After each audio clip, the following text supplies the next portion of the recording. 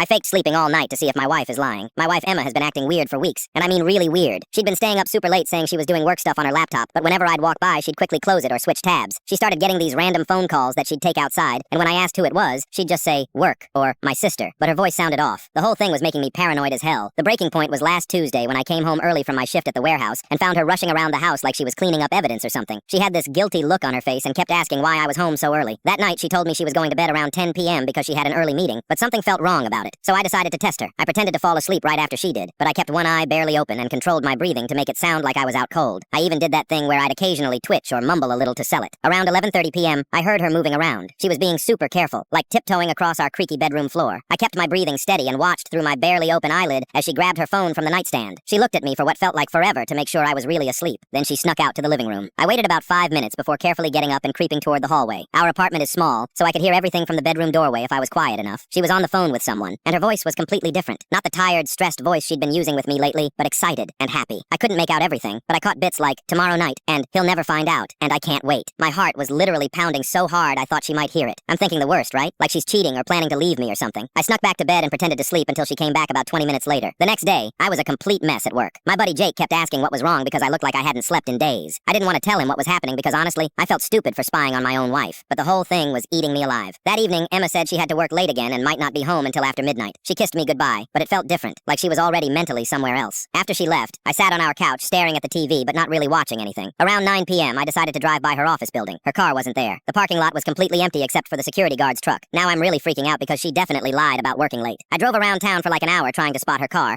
feeling like a complete psycho. I checked the mall, a few restaurants, even drove by her sister's place. Nothing. I went home and just sat there imagining the worst possible scenarios. She came home around 11:45 p.m. looking tired but also kind of happy, like she was trying to hide a smile. She said work was crazy and she was exhausted, but there was this energy about her that didn't match what she was saying. I couldn't take it anymore. The next morning over coffee, I just blurted out, Emma, what's really going on? I know you weren't at work last night. She got this deer in headlights look and started stuttering about how she was definitely at work, and why would I think otherwise? I told her I drove by the office and her car wasn't there. That's when she broke down crying. I'm preparing myself for the worst news of my life, thinking she's about to confess to an affair or ask for a divorce. But then she says, I've been planning your surprise birthday party, you idiot. Turns out she'd been coordinating with all my friends and family for weeks. The late night phone calls were with my mom and sister helping plan everything. The work meeting was actually her going to the party venue to check it out and meet with the caterer. She'd been stressed because she was worried I was getting suspicious and might figure it out. The whole thing was happening that weekend at my buddy Jake's house, which is why she'd been acting so weird when I mentioned hanging out with him. She was terrified he'd accidentally spoil the surprise. I felt like the biggest jackass in the world. Here I was thinking my wife was cheating on me when she was actually planning this huge party with like 30 people coming, including my cousins from out of state. The party was incredible.